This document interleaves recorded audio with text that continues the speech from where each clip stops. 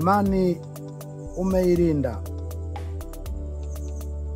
na mwendo umeumaliza. Ninao ujasiri wa kulitumia andiko hili juu ya maisha yako, kama ilivyoandikwa katika kitabu cha Timotheo wa pili sura 4 mstari wa 7, ambapo mtume Paulo aliwahi kusema, vita nimevipiga vita vilivyo vizuri, mwendo nimeumaliza, na imani nimeilinda. Sifa, binti yangu, najua umevipiga vita vizuri vya imani.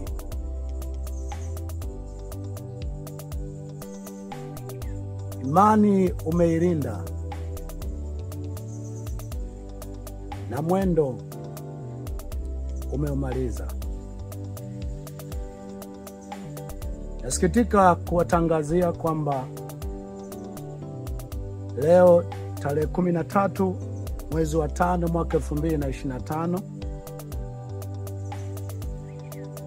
ndio siku nayo watangazia kuwa mwanangu katika Kristo Yesu, Sifa Bonaventure Bujune amefariki. Amefariki katika hospitali ya taifa ya Muhimbili hapa Tanzania. Taarifa zaidi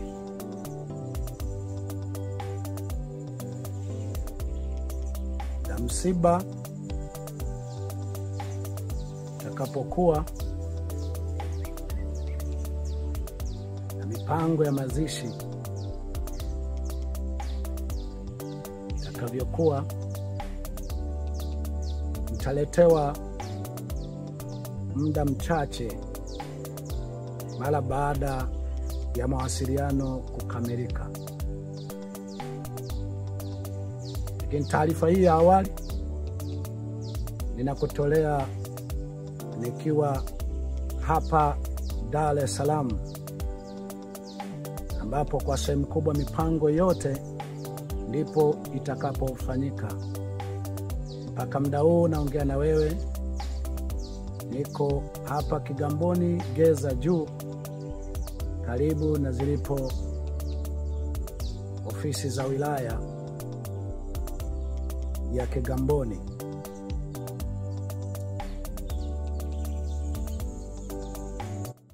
Lakini jambo lingine, mwanangu namuona kama shujaa. Ifahamike, sehemu kubwa ya kiitwacho makaburi ya mashujaa sio wale waliokomboa jamii waliokuwa wakipigania, bali ni wale waliokufa au waliouawa. Sehemu kubwa ya mashujaa ni wale waliokufa au waliouawa wakiwa katika kupigania jamii walizokuwa wakizipigania, kwamba kwa mapigano waliokuwa wakiyafanya waliziokoa jamii zile ama walishindwa. Lakini sehemu kubwa ya makaburi ya mashujaa ni ya wale waliopigania jamii zao, wakafia ama wakauawa wakiwa katika uwanja wa mapambano. Binti yangu mpaka siku ya mwisho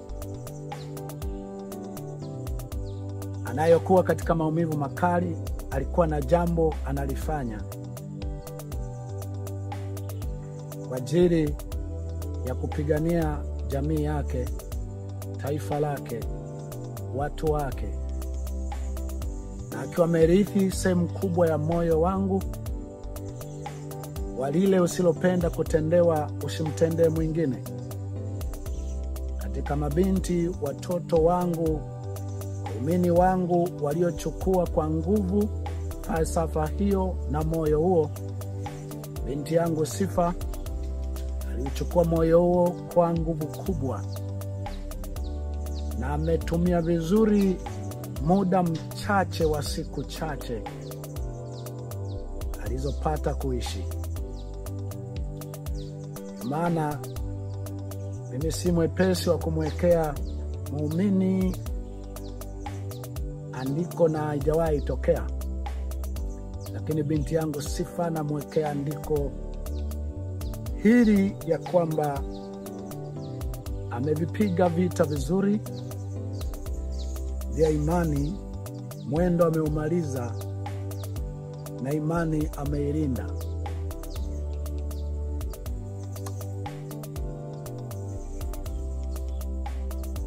Jambo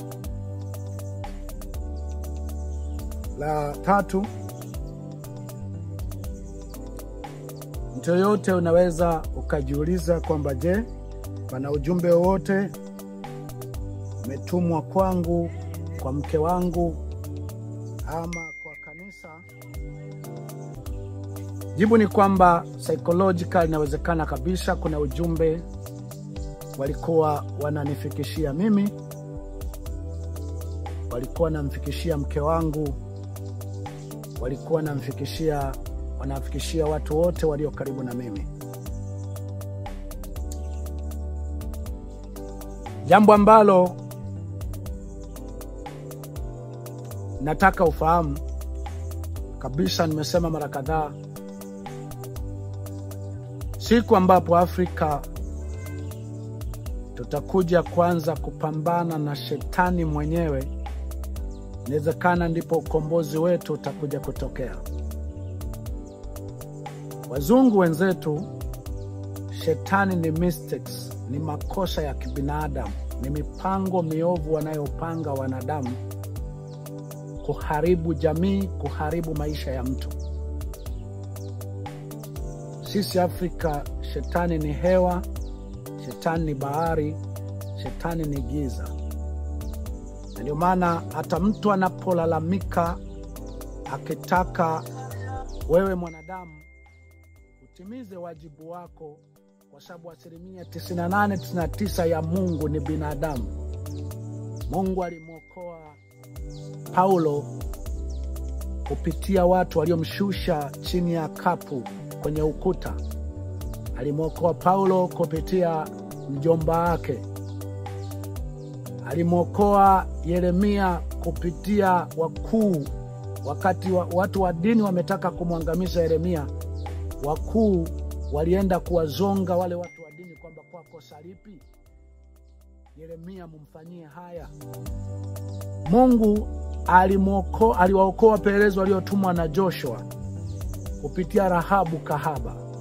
Mungu alimwokoa Musa kupitia Yethro ambaye alimkaribisha nyumbani kwake, Ibrahim na wengine wote. Kwa sehemu kubwa Mungu alipokoa alitumia watu, na wale watu waliwaokoa watu wale kutoka kwenye mikono ya watu waliokuwa wamepanga mabaya. Lakini kwa Afrika sisi kwa sehemu kubwa tukipiga kelele kusema mwanadamu yoyote unayeweza kuokoa, uliye na huruma, unayeweza kuchunguza ukaangalia mpango uliopo ni mpango wa aina gani, tumia elimu yako, tumia uwezo wako, tumia cheo chako.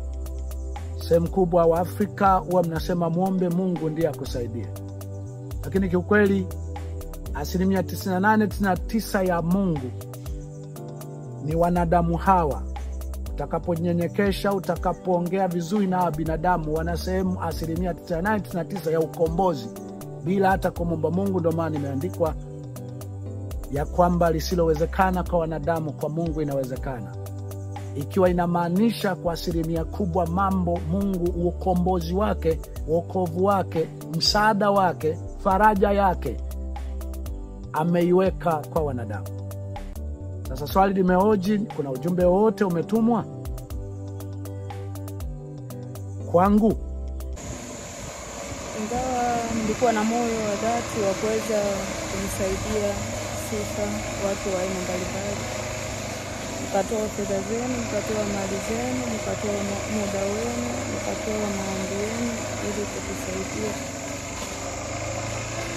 Mshirikani